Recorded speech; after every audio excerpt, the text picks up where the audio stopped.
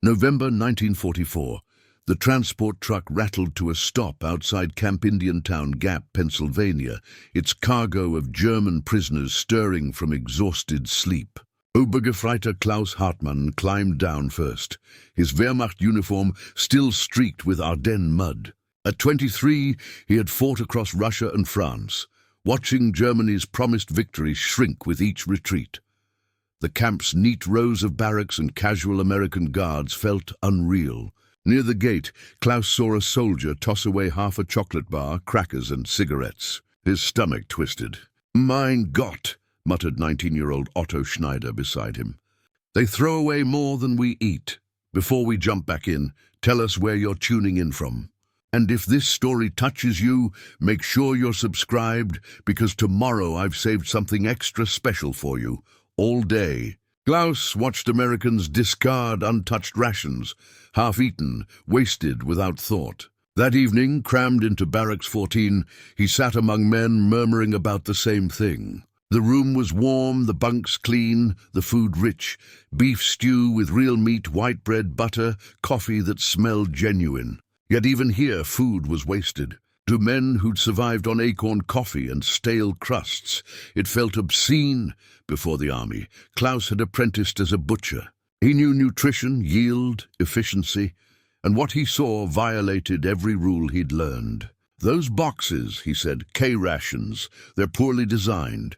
Too much candy and tobacco. No wonder they waste so much." "Exactly," Otto agreed. "German rations are scientific, protein and carbohydrates, not luxuries. The Americans are children." Their argument grew into a chorus of agreement. American waste proved weakness. German scarcity showed strength. Only one disagreed. Hans Mueller, a Bavarian farmer, sat quietly holding something in his rough hands, a discarded K-ration box. "This chocolate," he said softly, "it's real. Not ersatz. Real chocolate like before the war." "So what?" Otto snapped. Hans smiled faintly. "It's good. And they have so much they can throw it away. I never had enough to waste." Laughter met his words.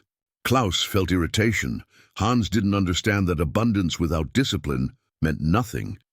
Yet Feldwebel Weber, the oldest man there, said nothing, just polished his boots in silence. His calm unsettled Klaus more than Hans's naivete. Outside, Captain James Mitchell paused by the window. A German-speaking former history teacher, he understood every word. These weren't monsters, just men clinging to beliefs that made defeat bearable. He knew arguments wouldn't change them. Only experience would. The next morning, Mitchell gathered his team, Lieutenant Sarah Henderson, Sergeant William Torres, and Private Robert Chen.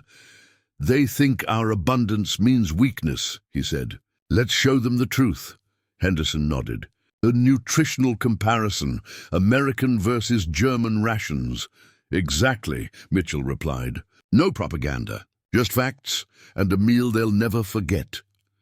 Klaus sat on his bunk, sketching ration diagrams, when Captain Mitchell entered the barracks with a translator. The prisoners snapped to attention. "I understand there was much discussion last night about rations," Mitchell said.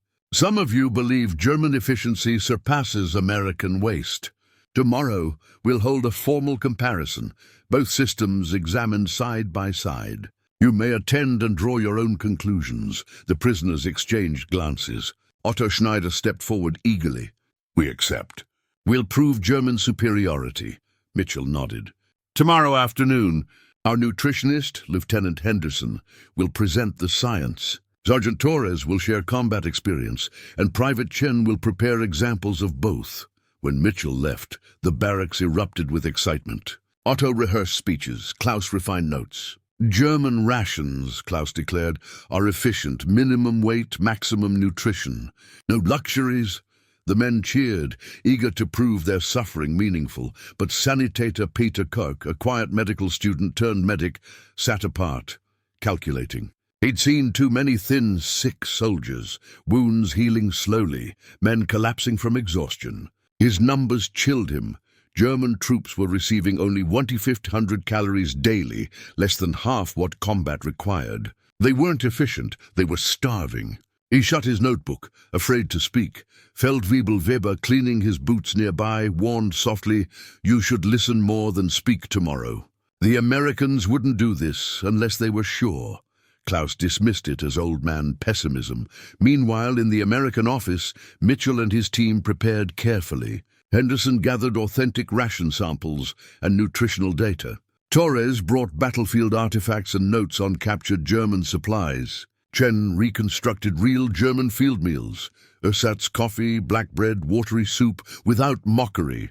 "This isn't propaganda," Henderson said. "It's truth," Mitchell nodded. "Exactly. These men will return home one day. Let's make sure they understand what really fed their war." Tomorrow would bring revelation. The mess hall had been transformed.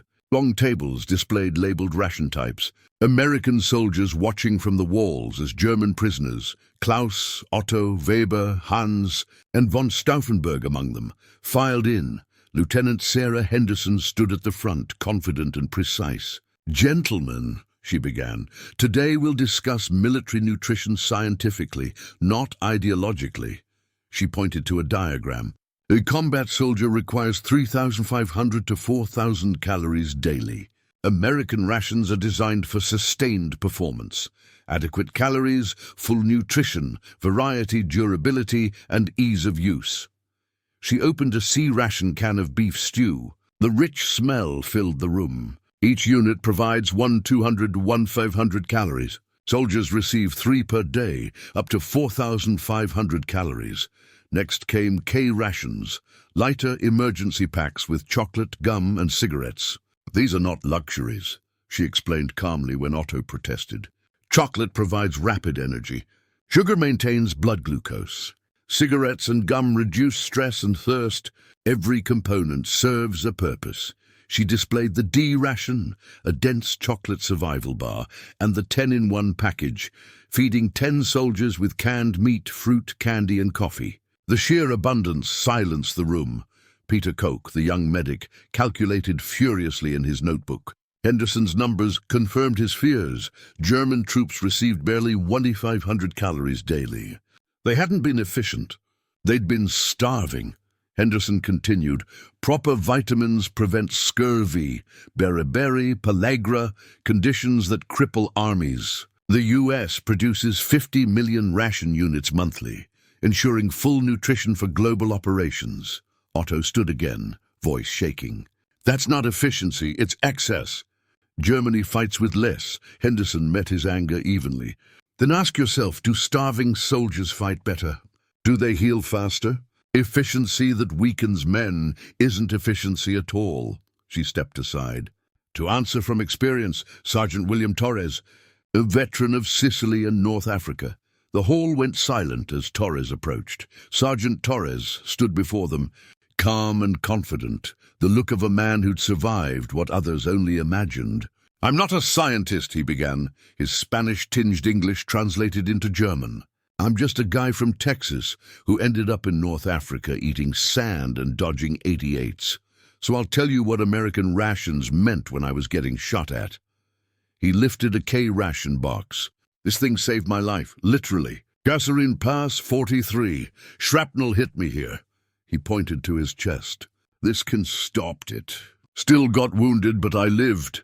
He placed the dented can on the table. Silence followed. He opened another box, held up a chocolate bar. "You think this is luxury? Try marching 16 hours in desert heat. Blood sugar drops, hands shake, mind goes blank. 5 minutes after eating this, you can aim again. That's not indulgence, it's survival." He raised a cigarette. "You mock this too.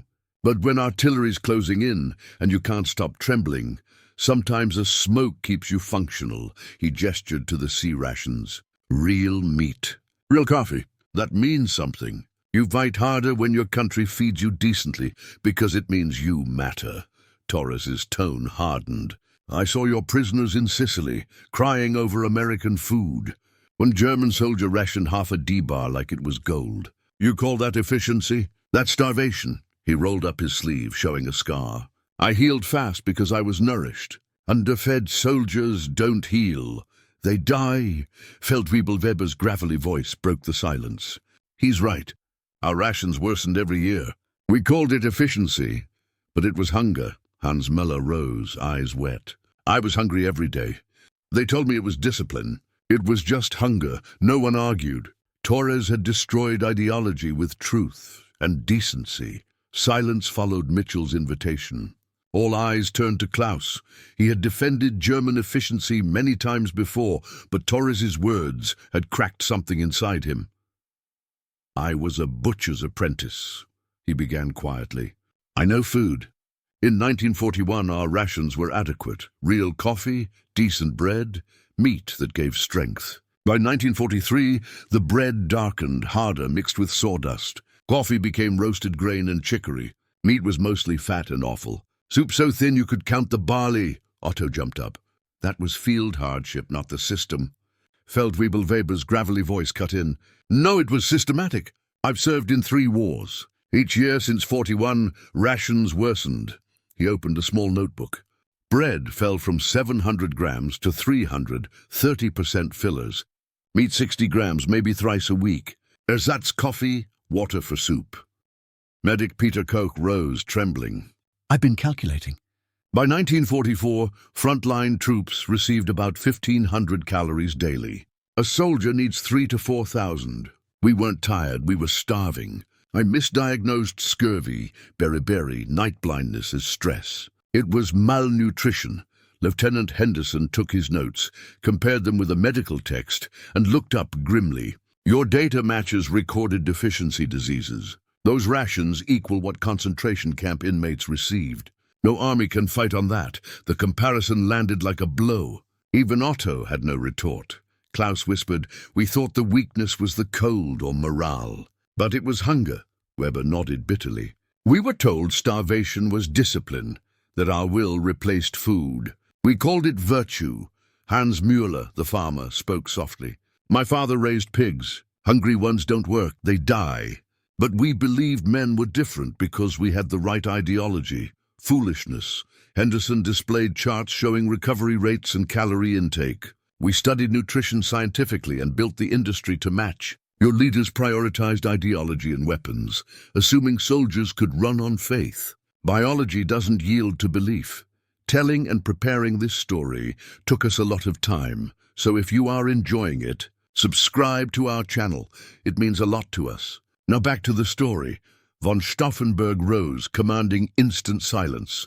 I requested better rations for my regiment. I was told shortages reflected poor morale. I believed it. I was wrong. My men suffered for it. Otto's voice cracked. But we were told America was weak, that our discipline made us superior.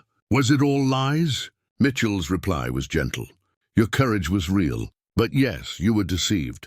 Starvation was not efficiency. You were used. Klaus sank into his chair. Yesterday I defended that system. They called starvation virtue. Koch laid a hand on his shoulder. We all did. Accepting the truth means admitting we suffered for nothing. Mitchell nodded. And that understanding is what rebuilding must start from. Truth, not comforting lies. The room was still. Pride had dissolved into hollow realization. Then Henderson gestured toward the back. Private Chen has prepared both German and American rations. Taste them. Decide for yourselves. The smell of real food filled the air. The men rose slowly, walking toward the tables. Soon, ideology would give way to the undeniable truth of taste and nourishment. Private First Class Bobby Chen stood behind his cooking stations with the quiet pride of a craftsman. At 22, trained in his family's San Francisco restaurant, he now used his skills in the army kitchen. Before him were 2 displays, American and German field rations, symbolizing opposing philosophies of war and care. Gentlemen, he began through the translator, cooking is about respect for ingredients and for the people you feed. This isn't propaganda. It's just food, prepared as soldiers actually ate it. The American station featured sea-ration stew with beef and potatoes, crackers with margarine, fruit cocktail, and fresh coffee. The aroma alone overwhelmed men who had been underfed for years. The trick, Chen explained, is heating it slowly so the fat doesn't separate. Add water, maybe crushed crackers for thickness. Field cooks made it taste like home. He moved to the K rations. These are meant to be eaten cold, but heat helps. The cheese softens, the crackers toast. Small touches make all the difference. Then he turned to the German table. His tone shifted. This isn't mockery, just accuracy. These were actual German rations by late 1944.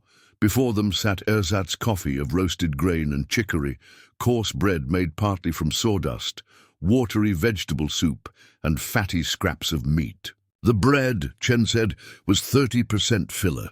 The coffee had no beans. The soup was little more than warm water and roots. Hans Müller tasted the American stew first. His face softened, not joy but recognition. "It's good," he said quietly. "Like food should be."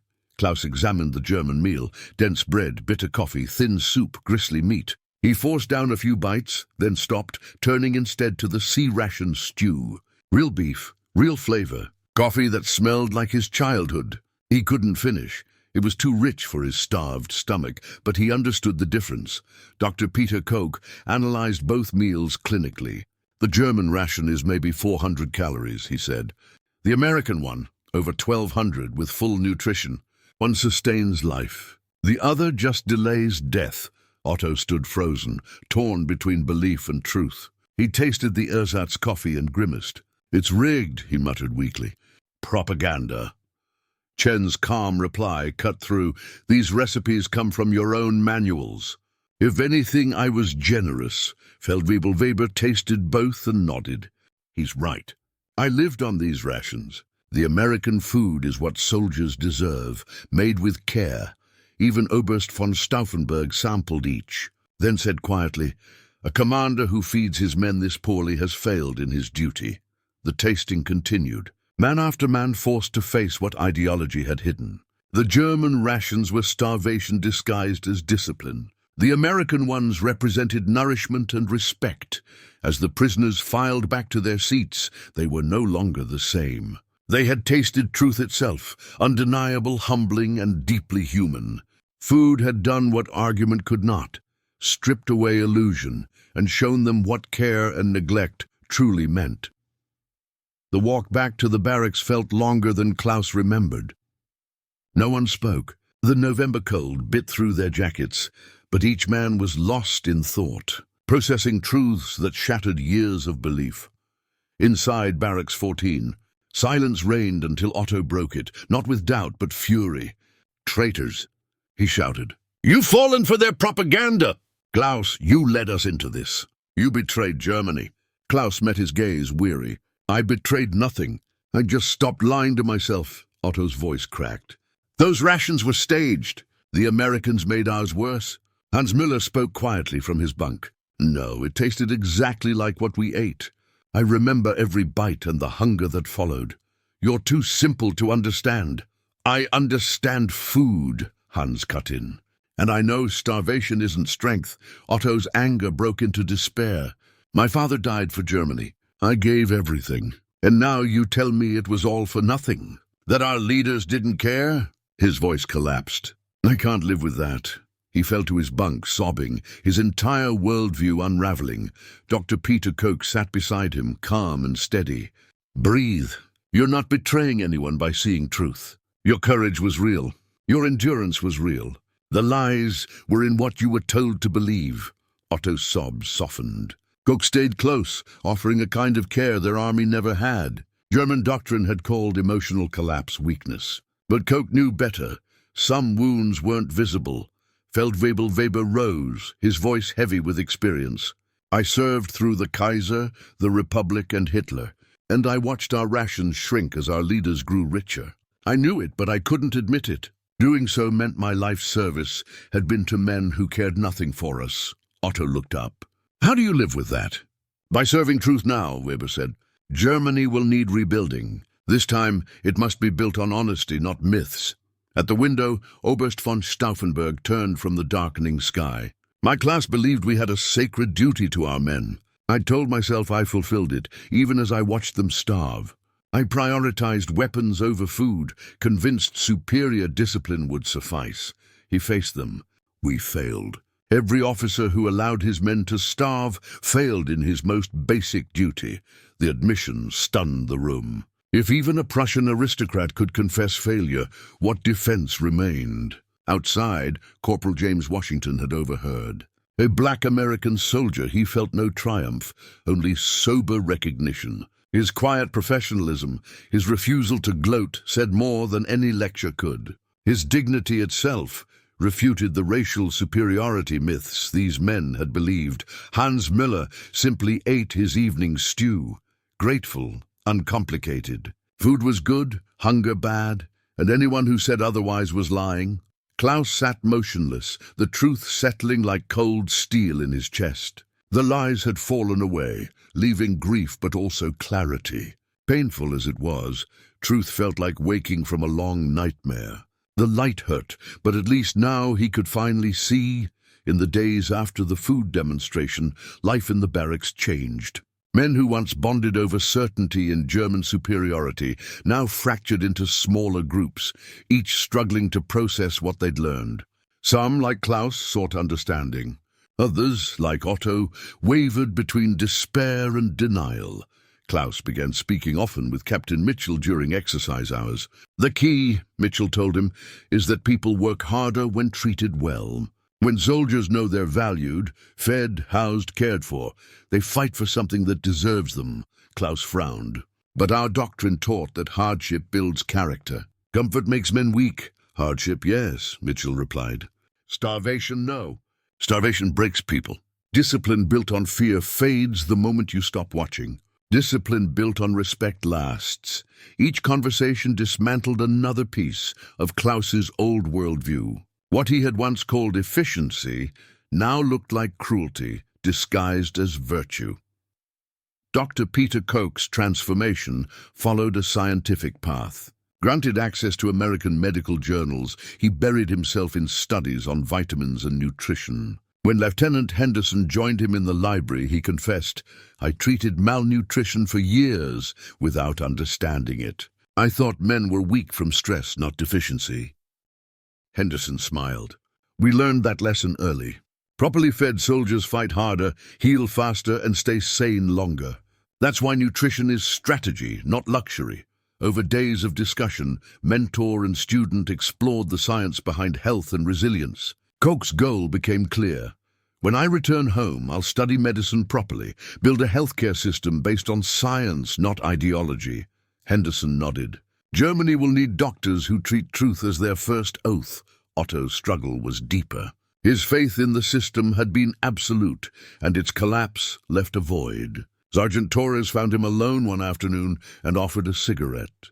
They smoked in silence before Torres spoke. "You're lost," he said gently. Otto nodded. "Everything I believed was a lie. My father died for it. I don't know what's left." Torres told him of his own father, a Mexican immigrant who faced discrimination but still believed in America's ideals. "I fight for what my country should be," he said. "Not because it's perfect, but because it can improve. Fighting for something broken isn't betrayal, it's hope." Otto said nothing, but something in his eyes softened. For the first time, survival seemed possible without illusion. Feldwebel Weber spent his days in quiet talks with American veterans, comparing wars, losses, and disillusionments. "We all watch boys grow old in months," one guard said. "You think this war ends all wars?" Weber gave a hollow laugh. "I thought that in 1918. Yet shared experience built a strange kinship, soldiers recognizing each other's humanity across enemy lines. Hans Müller remained unchanged, tending the camp garden, content to eat and live simply. His wisdom was plain: food is good, hunger is bad. Anyone who says otherwise is lying. The barracks slowly settled into new rhythms. The men still argued, mourned, questioned, but always moved, however haltingly, from illusion toward truth. And each daily meal, warm and sufficient, reminded them that caring for people was not weakness, but strength. Captain Mitchell planned the next phase carefully. The ration demonstration had cracked the officers' pride, but understanding America's success required a broader view. 2 weeks later, he organized another session, this time about the systems that made abundance possible. The mess hall became a classroom of maps and production charts. The prisoners entered with curiosity, replacing arrogance. "Gentlemen," Mitchell began, "your rations were just one result of a larger system, industrial, agricultural and organizational." He pointed to a map. "When war came, America converted civilian industry to military production while maintaining domestic prosperity. We fed soldiers and civilians and supplied our allies." Lieutenant Henderson explained agricultural advances, mechanization, hybrid seeds, fertilizers, and systematic crop rotation. "Our productivity increased even while millions fought abroad," she said. "One American farmer could do the work of 10 German farmers." Klaus leaned forward, stunned by the scale of mechanization. Private Chen added, "At home, rationing was mild. We never went hungry. American civilians ate well throughout the war. The contrast was painful. German civilians had faced real hunger, while American abundance endured." Mitchell displayed statistics. In 1944, the U.S. produced 50 million ration units monthly, feeding global forces, aiding allies, and maintaining civilian supplies. Germany, fully mobilized, couldn't feed its own army. "That's not luck. That's organization." Dr. Koch scribbled notes. "Nutrition compounds advantage.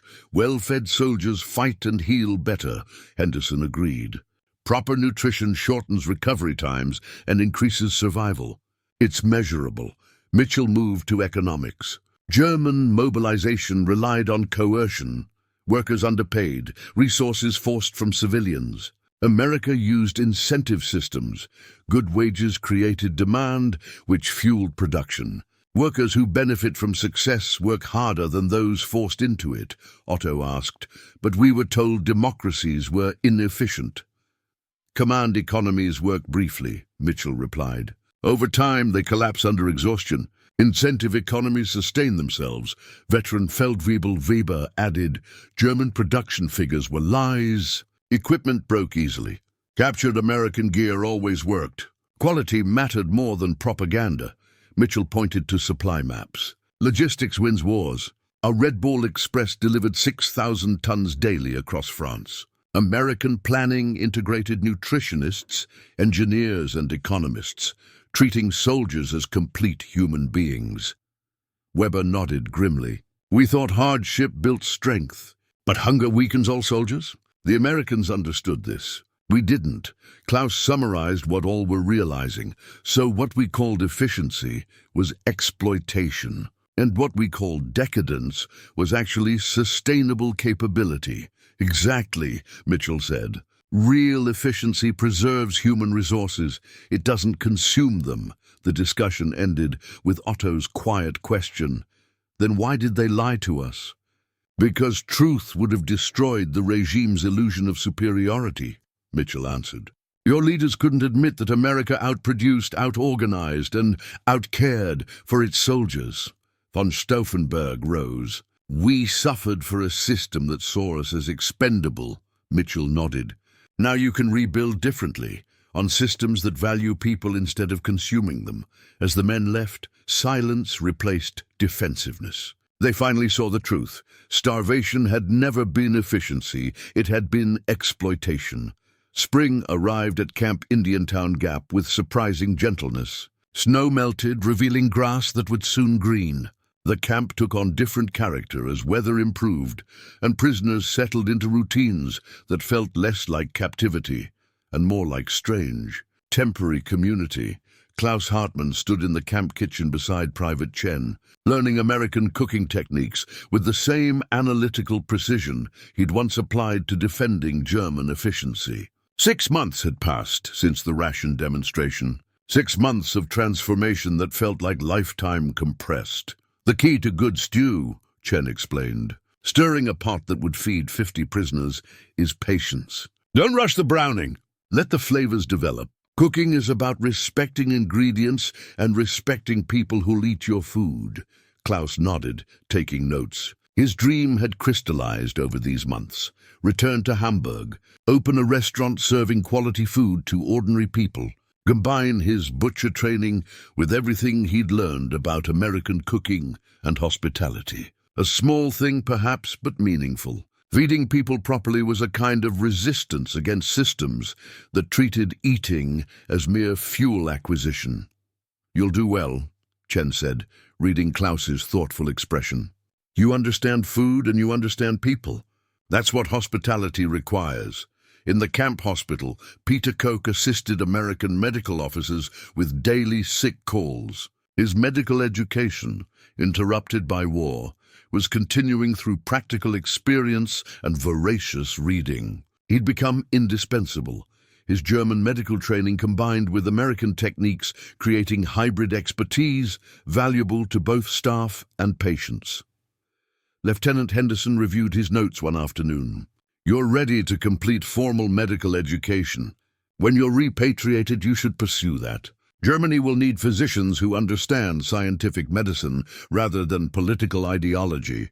Koch smiled. "I intend to. And I intend to focus on preventive medicine and public health, understanding that keeping populations healthy requires addressing nutrition, sanitation, and social conditions, not just treating diseases after they occur." That's the right approach. Medicine isn't just individual treatment. It's social systems that prevent disease and maintain health. Otto Schneider sat on his bunk, writing another careful letter to his mother. The young miner's emotional breakdown had been followed by slow reconstruction. He still struggled, still had days when doubt and anger overwhelmed him. But Sergeant Torres's patient mentorship had helped Otto begin building identity on truth rather than ideology. The letter was difficult to write. "How did you explain to your mother that everything your father died for was built on lies? How did you honor his sacrifice while acknowledging the system betrayed him?" Otto's handwriting was careful, his words chosen precisely to convey difficult truths without destroying his mother's ability to find meaning in her husband's death. Torres stopped by occasionally, checking on Otto's progress without being intrusive. "How's it going?" "Hard. Trying to explain what I've learned without breaking her heart. That's the right instinct. Truth matters, but so does compassion. You can honor your father's courage while acknowledging the system failed him. Both things can be true simultaneously." Otto nodded slowly. The complexity of holding contradictory truths was getting easier. His father had been brave and the system had lied to him. Otto's suffering had been real and also unnecessary. Germany had contained both genuine excellence and criminal evil. Adult understanding required accepting complexity rather than seeking simplistic certainties. Feldwebel Weber had become informal advisor to newly arriving German prisoners, helping them process the same revelations he'd experienced months earlier. His 3 decades of military experience gave him authority that younger prisoners respected. He'd become a bridge between old military traditions and new understanding, showing that acknowledging truth wasn't betrayal, but maturity. "The hardest part," Weber told a newly arrived prisoner struggling with the same cognitive dissonance Otto had faced, "is accepting that you can honor your own courage and service while acknowledging the system betrayed you. Your sacrifice was real. Your comrades' deaths were real. The lies were what you were told about why those sacrifices were necessary." Hans Müller had gained unexpected respect among the prisoners. His simple wisdom, unadorned by ideology, cut through complexity to essential truths. When prisoners wrestled with philosophical questions about duty and honor, Hans would make observations like, "My father taught me that anyone who tells you suffering is good for you is trying to use you. Good leaders minimize suffering while accomplishing necessary work. Bad leaders maximize suffering while claiming it builds character." The peasant clarity resonated because it was undeniably true. Oberst von Stauffenberg's transformation was perhaps most striking. The aristocratic officer had spent months writing what amounted to a memoir and analysis of how German military traditions had been corrupted by Nazi ideology. His Prussian sense of duty, once expressed through rigid adherence to orders, now expressed itself through rigorous honesty about systemic failures. "My class failed," he wrote in one passage that he shared with Mitchell. We believed our traditions of duty and honor would constrain the Nazis' worst excesses. Instead, we provided legitimacy to a criminal regime. We told ourselves we were serving Germany when we were actually enabling its destruction. That is the failure I must acknowledge, and future German officers must never repeat. Captain Mitchell had watched these transformations with quiet satisfaction. Not triumph, he took no pleasure in others' pain, but recognition that education through demonstration rather than coercion had achieved its purpose. These men weren't brainwashed into accepting American superiority. They'd been given evidence and allowed to draw their own conclusions. The climax came on a warm April afternoon when Mitchell assembled the prisoners for an announcement. Gentlemen, the war in Europe is approaching its conclusion. Within months, you'll begin repatriation to Germany.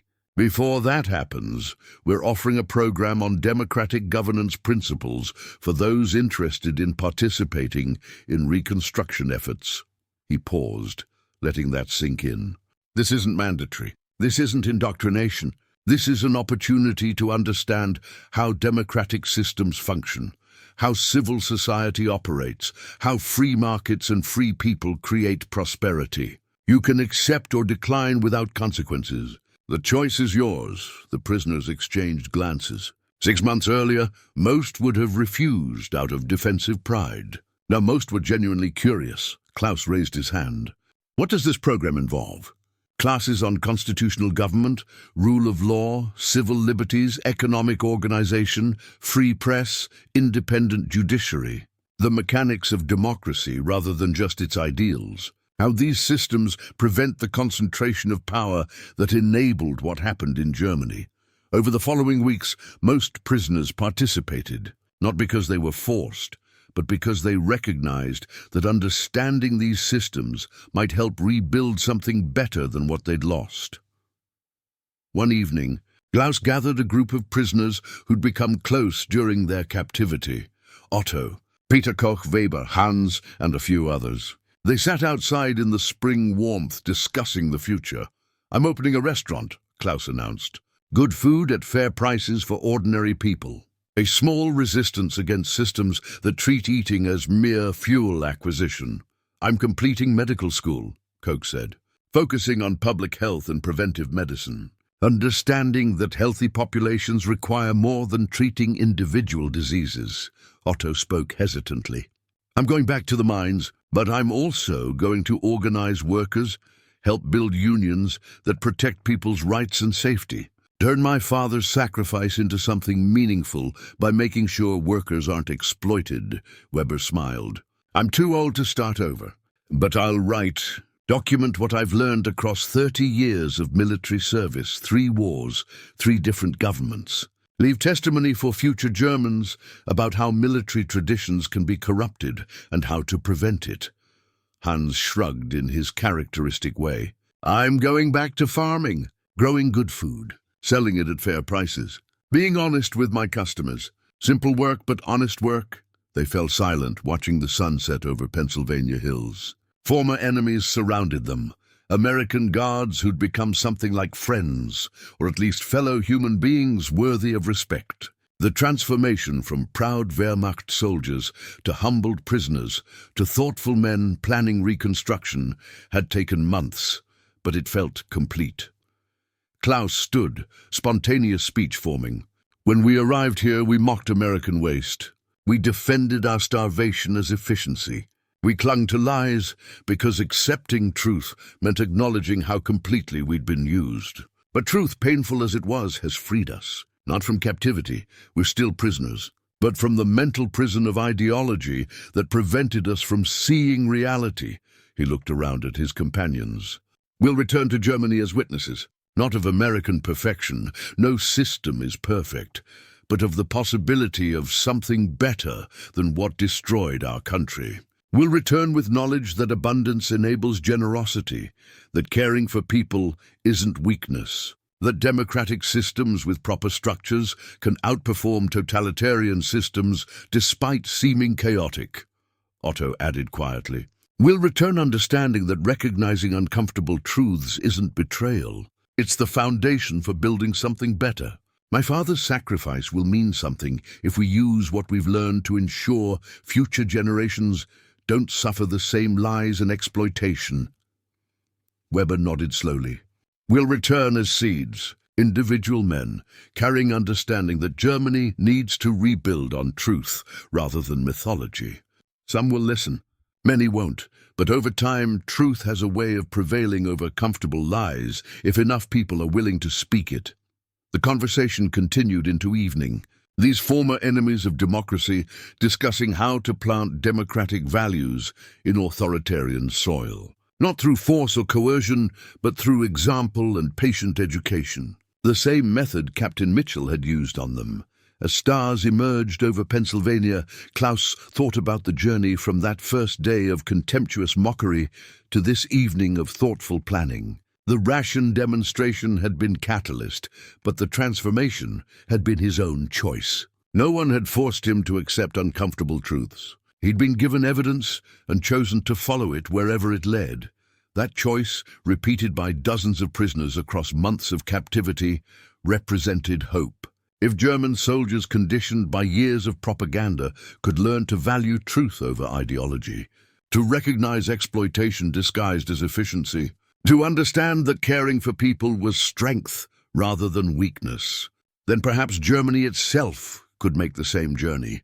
The road ahead would be difficult, returning to a destroyed country, explaining difficult truths to people who'd suffered their own traumas, rebuilding from ruins both physical and moral. But it was possible. The prisoners assembled here that evening were proof that transformation was possible when truth was demonstrated rather than forced. Captain Mitchell watched from a distance, satisfaction evident in his expression. This was what victory looked like when you fought for hearts and minds rather than just territory. Not broken men, but transformed men ready to rebuild something better. Not defeated enemies, but future allies who understood, through direct experience, why democratic values mattered. The story that had begun with contemptuous mockery of discarded rations ended with former German soldiers planning to carry democratic principles back to their homeland. The transformation wasn't complete. Years of work remained, but the foundation had been laid. Klaus Hartmann, former proud Wehrmacht soldier who defended starvation as efficiency, now understood a simple truth. Feeding people properly wasn't waste. It was recognition of human dignity, and that recognition, extended even to defeated enemies, had the power to transform adversaries into allies, to turn the proud into the humble, and to plant seeds of democracy in the unlikeliest soil.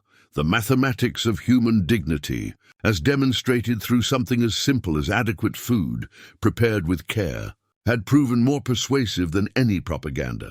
And that lesson, carried home by prisoners who tasted both starvation and abundance, might just help rebuild a better Germany from the ruins of the old. As the prisoners returned to their barracks that evening, passing American guards who nodded respectfully, Klaus felt something he hadn't experienced in years: genuine hope. Not the brittle certainty of ideology, but the quiet confidence that came from understanding truth and choosing to build upon it. The future was uncertain, but it was also possible. And possibility, after years of inevitable decline disguised as strength, felt like the greatest gift of all. Up next, we have 2 more incredible stories that are waiting for you. Just click the image you want to watch and it will take you there. If you enjoyed this video, make sure to subscribe. It would mean a lot.